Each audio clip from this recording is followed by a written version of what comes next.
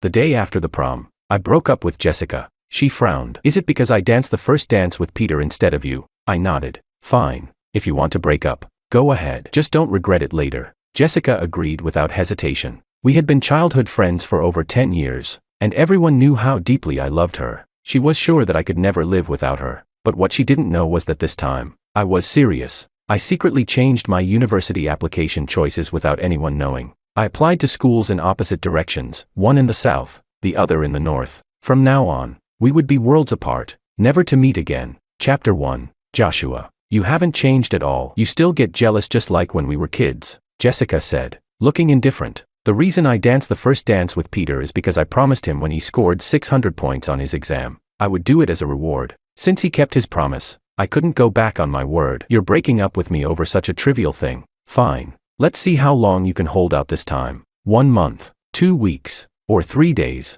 During high school, I had broken up with her countless times. It was always because of Peter, but every time, I ended up softening, apologizing, and begging her to get back together. I was as humble as a dog. I pressed my lips together. This time, it's forever. Jessica smiled. She smiled so happily that her eyes turned into beautiful crescent moons. She walked up to me and took my hand. I didn't expect the word forever to come from you. Seems like you're really angry this time. Come on, don't be mad. Okay. Just then, Peter barged in with a stack of documents. Jessica, I need to ask you about something. Seeing us standing so close, holding hands, he immediately swallowed the rest of his words. Sorry. I'll come back later. Jessica quickly let go of my hand. No need to leave. Peter, go ahead and tell me. Peter glanced at me cautiously, asking in a tentative tone, Joshua, is this okay? For the past 3 years, I had seen this fake expression countless times, from initially not caring to later on when I confronted him and scolded him. But each time, I was the one who lost. I was tired of it, exhausted. Love built solely on one person's efforts wasn't worth it. Do whatever you want, I said and turned to leave. But after walking just a few steps, Peter blocked my way. I frowned. Move. Peter's face was full of apologies, his eyes showing false sincerity. Sorry, Joshua. I didn't mean to interrupt you, but about the application process, I really don't know much. That's why I urgently came to find Jessica. I coldly interrupted him. Why are you explaining this to me? Get out of the way. He scurried off to the side, like a frightened little bird. Jessica couldn't watch it anymore. Joshua, Peter's just being honest. Why are you making things hard for him?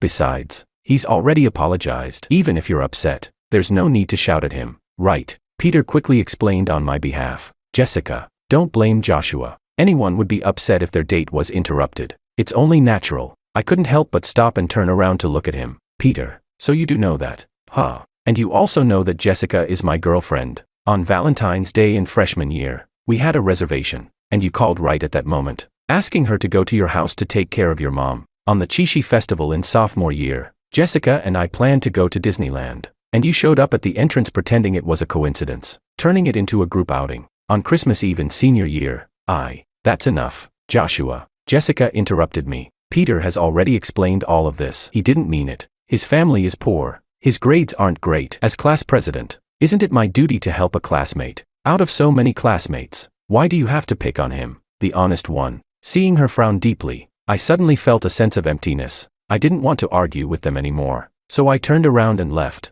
Peter pretended to call out, Joshua, forget about him. Peter, just bring over your documents. I'll explain everything to you. Back home, I locked myself in my room and sat in silence all afternoon. It wasn't until it got dark that I moved several thick photo albums to the yard. I randomly opened one, and almost every photo had Jessica in it, whether happy, sad, regretful, or emotional. This was my entire childhood, my entire youth, but now, it would all be burned to the ground. Chapter 2. When I burned the first photo album, I expected my heart to ache, but to my surprise, I felt no pain at all. Instead, I felt a sense of relief. It was as if the huge weight that had been pressing on me for the past 3 years had finally been lifted. During dinner, my father was in high spirits. Son, with your grades, not only could you get into a university, but you could even go to a higher institution. Jessica is a bit behind, but she's good enough. Now you two can stay together. We've already agreed that once you both graduate from college, we'll arrange your wedding. Although we never had an arranged marriage, the families had always been close, and my father had already considered Jessica as his future daughter-in-law. I buried my head in my meal and simply mumbled, My mother noticed something was off and gently asked, Son, why do you look so unhappy? Did you argue with Jessica again? I shook my head. No, I didn't. I silently reminded myself, we just broke up. Father laughed heartily. Young people, it's normal to argue and have conflicts. Your mother and I were the same when we were young. Anyway, we always made up after fighting. My mother rolled her eyes at him. What nonsense are you talking? Our son is still young. Why are you bringing this up? Father awkwardly chuckled. After dinner, my best friend Bruno invited me out to unwind. I didn't want to go, but he persisted, so I reluctantly agreed. When we arrived, I realized it was a bar. Listening to the loud music and watching the excited crowd, my mood lightened considerably. Midway, I felt the urge to use the bathroom, so I went to the shared restroom. As I began to relieve myself, I suddenly heard a familiar voice outside. Jessica, why didn't you invite Joshua tonight? Jessica chuckled bitterly. What else? We had another fight over what happened at the prom last night, and now we're breaking up. He really knows how to cause a scene. I'd say this is the 80th time in 3 years, if not 100. Only someone like you, the school's most beautiful girl, can tolerate him. Anyone else would have stayed far away by now. Jessica laughed softly, her voice full of helplessness. What can I do? He's my destined Prince Charming. Prince Charming.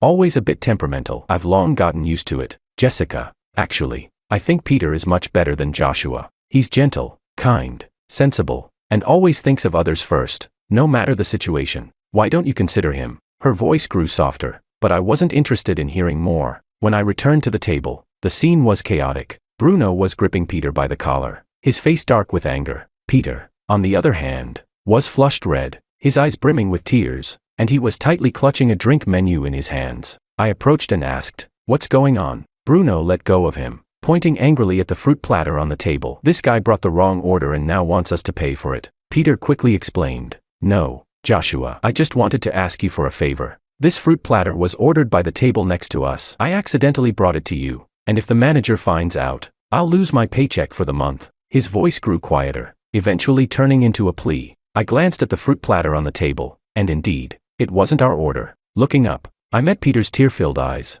and a surge of disgust suddenly rose in my chest. "Why should I pay for your mistake?" Peter bit his lip, his voice trembling. "Joshua, we're classmates. At least, one fruit platter is nothing to you, but for me, it's several days' worth of living expenses." "Classmates," I sneered. "When have you ever treated me like a classmate?" Bruno chimed in from the side. "Exactly, you always act like a little angel, but now that you need something, you come crawling." As a friend, he was already fed up with Peter's pretentiousness. Just then, the bar manager walked over, frowning. "What's going on here?" I noticed Peter visibly flinch, his face turning pale. He quickly turned to the manager, bowing. "Sorry, manager, I brought the wrong fruit platter. I'll take care of it right away." The manager waved his hand impatiently. "Your performance bonus is halved this month. If it happens again, you're out of here. There are plenty of people who'd gladly take your place." Peter breathed a sigh of relief, nodding repeatedly, and hurriedly grabbed the fruit platter to leave. "Joshua, what's your problem?" A familiar voice suddenly rang out. I turned to see Jessica striding over, her arms spread wide to shield Peter. "If you have a problem,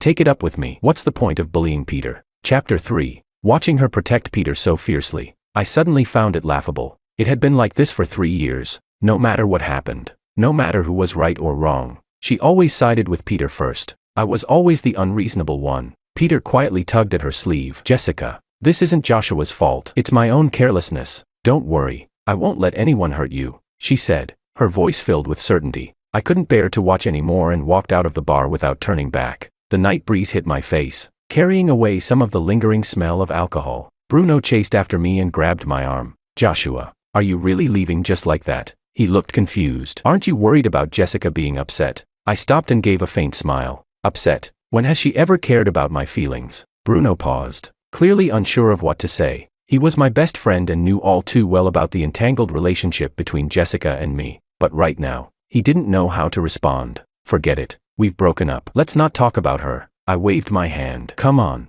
let's go grab something else." We found a quiet tea shop and ordered 2 hot drinks. Bruno hesitated for a moment before finally speaking. "You really broke up with her?" I nodded, my gaze fixed on the tea in my cup. "Yes, but..." Bruno scratched his head. "You two grew up together. You've been through so many years together. Aren't you going to regret giving it all up?" I let out a cold laugh. "If she really cared about me, she wouldn't have hurt me time and time again for Peter." Bruno sighed and didn't say anything else. When I got home, my phone screen lit up with a message from Jessica. "Joshua, can we talk?" I didn't reply and simply turned off my phone. I slept deeper that night than I ever had before. 3 days later, early in the morning, my parents urged me to get dressed and prepare to go to Jessica's house for a graduation celebration. I had intended to refuse, but seeing their joyful expressions, I couldn't bring myself to say no. At Jessica's family's mansion, the place was decorated with colorful lights, and guests were everywhere. Jessica wore a light blue dress, standing at the door greeting the guests with a radiant smile. When she saw me, her eyes flickered slightly, as if she wanted to say something,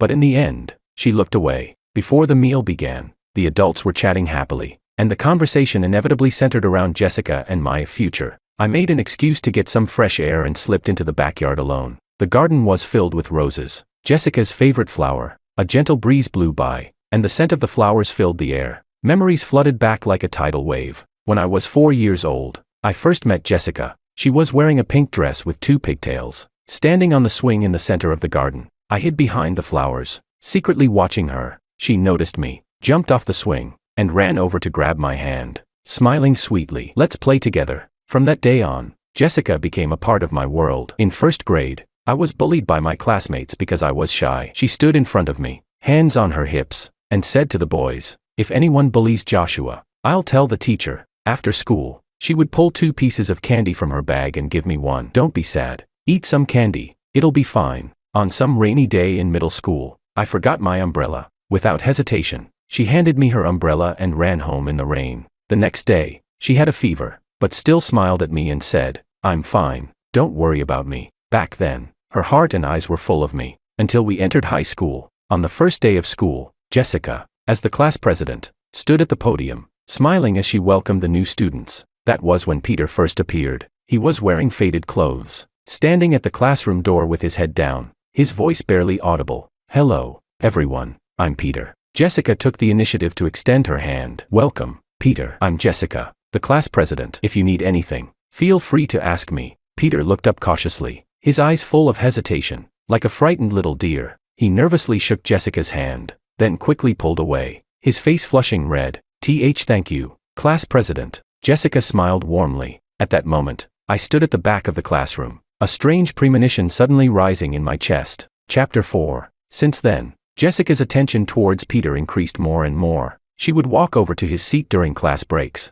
asking if he understood the teacher's explanations. She would lend him her notes and even sacrifice her lunch break to help him with his studies. At first, I thought it was just her sense of responsibility as class president, but gradually, I realized things weren't that simple. Peter seemed to know exactly how to get her attention. Every time he did poorly on an exam, he would stand in the corridor with red eyes, quietly sobbing, and Jessica would always appear immediately, comforting him softly. During gym class, he was always prone to spraining his ankle, and Jessica would never hesitate to help him to the infirmary, completely forgetting that we had planned to go for ice cream after class. I tried to talk to her about it, but every time I brought up Peter's name, her face would frown. "Joshua, can't you stop being so petty? He just needs help. That's all." I could never argue with her, and in the end, I'd give up. The conversation left unfinished. On Valentine's Day, I had made a reservation at a restaurant a month in advance, planning to surprise Jessica, but as soon as we sat down, her phone rang. On the other end,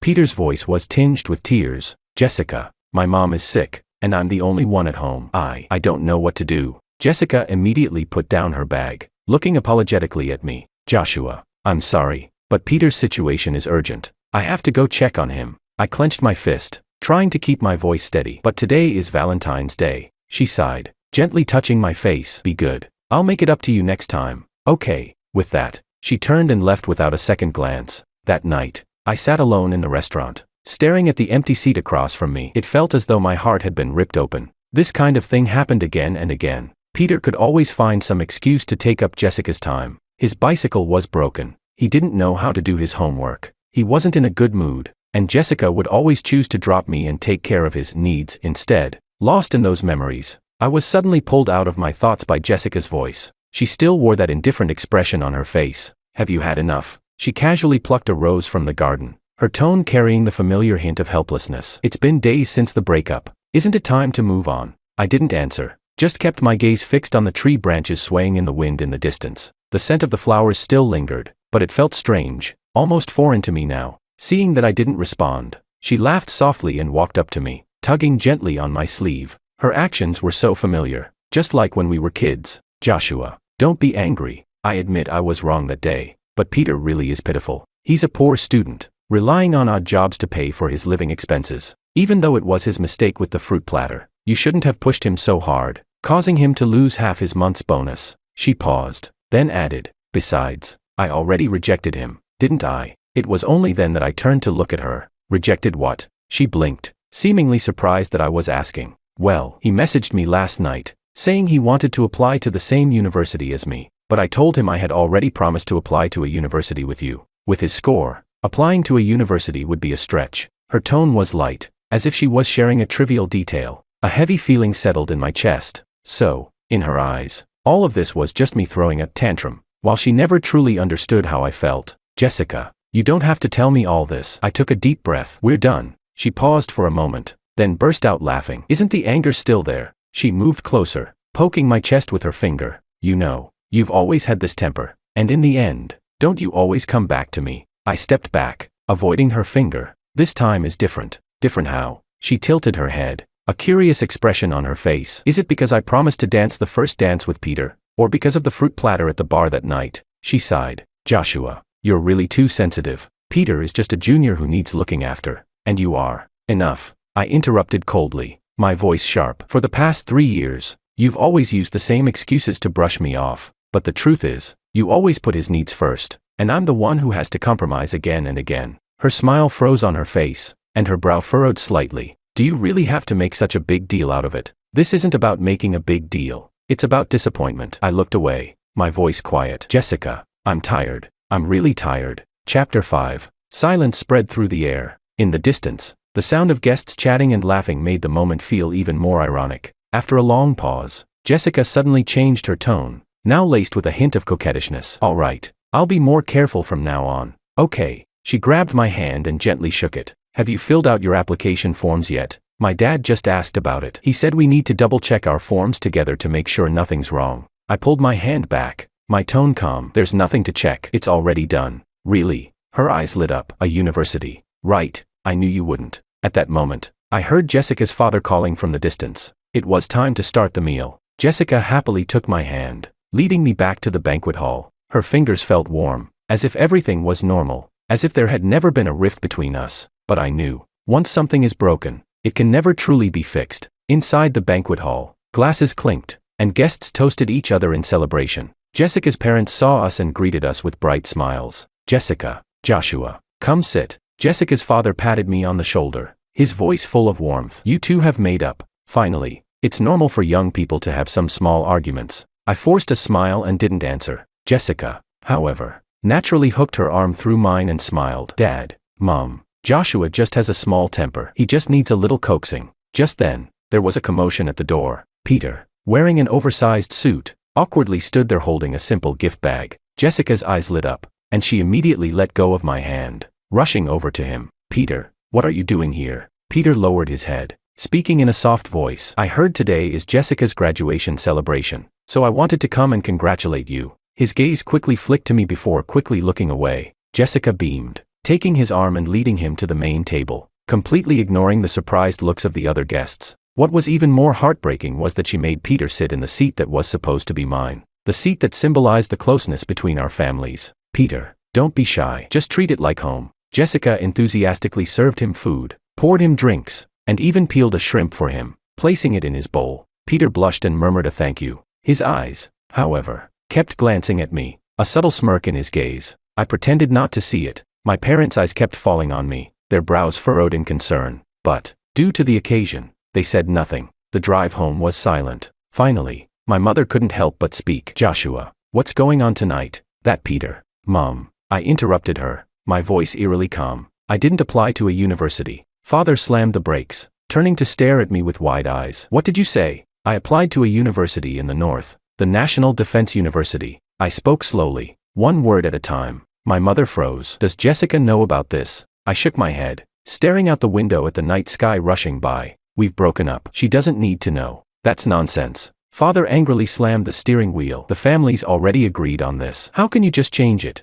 You've been with Jessica for over 10 years, and you're just throwing it all away. Love. I laughed bitterly. Dad, do you really think her behavior tonight shows she cares about me? Father was silent, and the car fell into a heavy silence once more. When we got home, I went straight upstairs and closed the door behind me. Outside, I could hear my parents arguing softly, but it quickly quieted down. I opened my computer, and the screen displayed the acceptance letter from the National Defense University. I gently ran my finger over the words, "Congratulations on your admission." And to my surprise, I felt strangely calm. My phone suddenly vibrated. It was a message from Jessica. "Joshua, why did you leave so early tonight?" I stared at the screen, and for the first time, everything felt utterly absurd. I didn't reply. Instead, I blocked all her contacts. Late into the night, I pulled out the flight ticket from the drawer. It was a one-way ticket to the north, departing in 3 days. Chapter 6. On the day of my departure, only my parents came to see me off. The airport was bustling with people, and the mechanical voice from the PA system repeated flight information over and over. Father patted my shoulder, his tone unexpectedly gentle. "Take care of yourself over there." Mother's eyes were slightly red as she stuffed a bag of homemade snacks into my backpack. "Remember to eat on time and don't stay up late." I nodded, forcing a smile. "Don't worry, I will." They gave me a few more reminders, and then finally stopped at the security checkpoint. I pulled my suitcase and turned to walk into the departure area, feeling nothing but concern for my parents, no trace of reluctance in my heart. Perhaps it was because I had already expected this scene, or perhaps it was because my heart had grown numb. After clearing security, I found a corner to sit and absent-mindedly scrolled through my phone. Messages flooded in from the class group chat. I opened it and saw a flood of photos, all from Peter. Snow-capped mountains, clear blue skies, smiling faces in ski gear, and silhouettes beneath the northern lights. In the photos, Jessica's smile was radiant, and she was very close to Peter. Some even showed them sharing a ski board, a moment of intimacy. Peter had captioned, "Thank you, Jessica, for taking me abroad to see the world. First time skiing, first time seeing the northern lights. These will be some of the most beautiful memories of my life." The group chat exploded with responses. "Wow, this is so romantic. Jessica is so good to Peter. I'm so jealous. Did Peter save the galaxy in his past life? I want a school beauty like Jessica too." Peter replied, "Jessica is really amazing. She's taken such good care of me along the way. I said I wanted to go skiing, and she didn't hesitate to book the tickets for me. Seeing the northern lights was also her idea. She said everyone needs some romantic moments in their life. Jessica even said she'd find a way for me to get into a university. I'm happy. We'll be classmates again soon." The words were dripping with affectation. I stared at the screen, my fingers stiffening. As I was preparing to head north alone, she was out there traveling the world with Peter. I closed the group chat, took a deep breath, and stuffed my phone back into my pocket. The boarding announcement came through the speakers. I picked up my luggage and walked toward the gate, not looking back. As the plane took off, the clouds outside gradually blurred. I closed my eyes, but Jessica and Peter laughing in the snow kept flashing through my mind. It felt as if my heart had been struck with a blunt object, but strangely, the pain wasn't as intense as I had imagined. Perhaps this is what it feels like when your heart truly dies. Half a month later, Jessica stood in front of Joshua's house. She rang the doorbell several times, but there was no answer. On her phone, Joshua's contact still displayed a glaring red exclamation mark. The message couldn't be sent. "Strange. Where has his family gone?" she murmured, frowning. Just then, Peter walked up from behind, gently tapping her shoulder. "Jessica, don't worry. Joshua probably just doesn't want to be disturbed for now," Jessica muttered. "He's never done this before. Even when we fought, he never blocked me." A subtle gleam of satisfaction flashed in Peter's eyes but was quickly replaced by concern. "Maybe he just wants to cool off, playing hard to get. After all, you've been together for so many years. There's no way he can really let go." Jessica nodded, though a sense of unease lingered in her heart. She looked down at the gift in her hands. It was a delicate watch, one she had specially chosen for Joshua in Switzerland. She thought that, just like before, if she took the initiative, he would immediately soften. "Let's go back for now," Peter said softly. "Once he's calmed down, he'll come to you." Jessica sighed, then turned and walked away. But after a few steps, she couldn't resist looking back at Joshua's house. The yard was eerily quiet, and even the rattan chair Joshua usually sat in was nowhere to be seen. Back at home, Jessica sat on the sofa and opened Joshua's profile. The feed was completely empty, and even his previous posts had vanished. He really deleted everything. A heavy feeling sank in her chest as her finger absently scrolled through the screen. Suddenly, she remembered what Joshua had told her. "This time, it's different." At the time, she thought it was just an angry remark, but now, she was starting to feel uncertain. Chapter 7. On the day school started, Jessica woke up early. She carefully applied her makeup in front of the mirror, put on a new dress she had just bought, and even spritzed a little perfume. Imagining the surprised look on Joshua's face when he saw her, a smile involuntarily crept up her lips. He must have cooled off by now. she said softly to her reflection. Once he sees how much effort I put into looking good, he'll blush and compliment me like he always does. Peter was waiting outside her house, and when he saw her come out, his eyes lit up. Jessica, you look beautiful today, Jessica absent-mindedly responded, her eyes constantly scanning the street, hoping to catch sight of that familiar figure. Has Joshua come yet? Peter's smile faltered. Maybe he's already gone ahead, he said, trying to mask his unease. Jessica's steps quickened as she almost jogged into the campus. At the new student registration area, the crowd was dense. She pushed her way to the front of the list, eagerly searching for Joshua's name. A class, B class, C class. Her finger slid down the list, her heartbeat quickening. How can it not be here? She looked over the list again, even checking other majors, but Joshua's name wasn't anywhere. It's impossible. Her voice trembled. He said he already filled out the application. Peter stood behind her and softly suggested, Jessica, maybe you missed it. No, something's wrong, she murmured to herself, and without a second thought, she turned and ran out of the school gate. Jessica, where are you going? Peter shouted after her. We haven't registered yet. Without turning back, Jessica flagged down a taxi. Driver, take me to Jinchio Gun. Hurry. When the car stopped in front of Joshua's house, her heart was racing so fast it felt like it might burst from her chest. She trembled as she rang the doorbell repeatedly, but no one answered. Just when she was about to leave in despair, a taxi pulled up. Joshua's parents got out, carrying several large bags, as though they had just returned from a trip. Uncle, Aunt, Jessica almost rushed over. Where's Joshua? Where is he? Joshua's parents exchanged a glance, their expressions filled with complexity. Joshua's mother sighed. Jessica, Joshua, he already went to school. What school? Didn't he apply to a university? He changed his application and went to the National Defense University in the north. The words struck Jessica like a bolt of lightning. She staggered back a step. No, this can't be. Why didn't he tell me about changing his application? Joshua's mother looked at Jessica's devastated face and couldn't help but speak softly. Jessica, Joshua decided right after the graduation banquet at your house. He said, you two had already broken up. Break up. Jessica suddenly laughed, but the smile was more painful than tears. It was just something said in anger. We grew up together. How could we really? Her words trailed off, and the image of Joshua's decisive eyes when he said, I'm really tired, flashed in her mind. A wave of panic swept over her like never before. I need to find him, she exclaimed suddenly, turning to leave. Joshua's father stepped in front of her. Jessica, don't be impulsive. National Defense University isn't just any school. You can't get in. And, he hesitated, even if you get there, Joshua probably won't see you. Jessica stood frozen, tears blurring her vision as the pain in her chest made it hard to breathe. So this is what heartbreak felt like. Not the small cuts of quarrels, but a complete and utter shattering. Uncle, Aunt, her voice was barely a whisper. Could you give me Joshua's address and contact information? Joshua's mother hesitated but nodded in the end. Clutching the paper with the address written on it, Jessica stumbled out of their house. She didn't go back to school. Instead, she headed straight for the airport. Before boarding, she took one last look at her phone.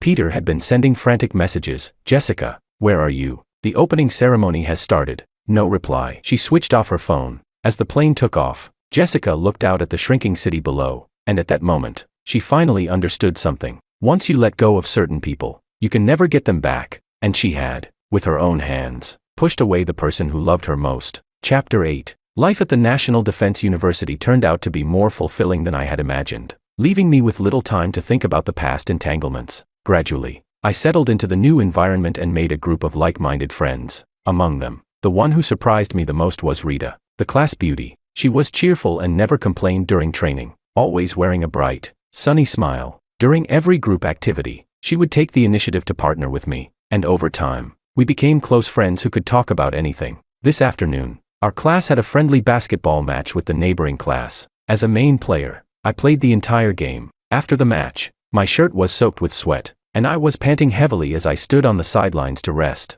Here, Rita handed me a bottle of ice water and took out a clean towel. First, wipe off the sweat. The air conditioning is turned up. Don't catch a cold. I took the water, tilted my head back, and drank several gulps. The cool liquid slid down my throat, instantly refreshing me. Rita stood beside me, smiling at me with a bright expression. Suddenly, she stood on tiptoe and gently kissed my cheek. That's a reward. You played really well today. A burst of teasing laughter erupted from the crowd. I was stunned for a moment, still not quite registering what had just happened, when a sharp voice suddenly cut through the air from the outskirts of the crowd. Everyone's gaze immediately turned to the source of the voice. Jessica's face was pale, and her eyes were blazing with anger. She stormed over, shoving Rita aside, and pointed at her nose as she yelled, "Who do you think you are to kiss him? Stay away from my boyfriend." Rita stumbled back from the shove, and I instinctively caught her. Jessica was trembling with fury, her voice shaking with tears. "Joshua, let go of her. I'm your girlfriend." I took a deep breath and coldly replied, "Jessica, we're over. My life has nothing to do with you anymore." Jessica's pupils contracted sharply, as though my words had pierced her. She shook her head in disbelief. "No, how could you do this to me? I came all this way to find you. And this is how you treat me. Find me," I sneered. "Aren't you supposed to be with Peter? How do you have time to look for me?" Tears immediately welled up in her eyes. "We're not what you think, Joshua. I was wrong. I really know I was wrong. Please, give me another chance. I don't want to break up with you." The surrounding classmates exchanged uncomfortable glances, and the atmosphere became tense. Rita gently tugged at my sleeve and quietly asked, "Do you need me to help?" I shook my head and said to Jessica, "Go back. This isn't the place for you." Jessica bit her lip hard, then suddenly grabbed my arm. "I'm not leaving, unless you come with me." "Joshua, are you really going to throw away our more than 10 years of relationship just like this?" I pried her fingers off my arm, my tone calm but firm. "Love is mutual, but you never cherished it. Now, it's too late." Once, her tears would have broken my heart, but now, my heart was as still as water. "Joshua," she wanted to say something, but was interrupted by the arriving instructor. "What's going on here?" The instructor's stern gaze swept over us. Rita immediately stepped forward and explained. "Report, sir." This outsider suddenly barged in and interrupted our activity. The instructor nodded and turned to Jessica. "Student, please show your ID. According to National Defense University regulations, outsiders are not allowed to enter the training area without permission." Jessica frantically shook her head. "I'm not. I just came to find someone." The instructor frowned. "Please cooperate, or I'll have to ask security to escort you out." I glanced at her, then turned to the instructor. "Instructor, I'll take her out." The instructor hesitated for a moment but eventually nodded in agreement. Once we were outside the training area, Jessica followed me in silence, her steps hesitant. Only when we reached the school gate did she quietly ask, "Joshua, do you really not want me anymore?" I stopped walking but didn't turn around. "Jessica, some things, once lost, can never be found again. Go back, focus on your university." Suddenly, she ran up and hugged me, her voice trembling. "I don't want to. I can't live without you. Joshua, please, give me one more chance." I forcefully broke free from her embrace and turned to face her, her eyes red and swollen. "Jessica, I've given you countless chances before, but every time, you chose Peter. Now, I've moved on. You need to learn to let go." With that, I turned and walked toward the school gates, not looking back. Behind me, I could hear her heart-wrenching sobs, but I didn't stop. The setting sun stretched my shadow long, as though bidding farewell to a lost chapter of youth. I knew, from now on, there would be no place for someone named Jessica in my world, and my new life had only just begun.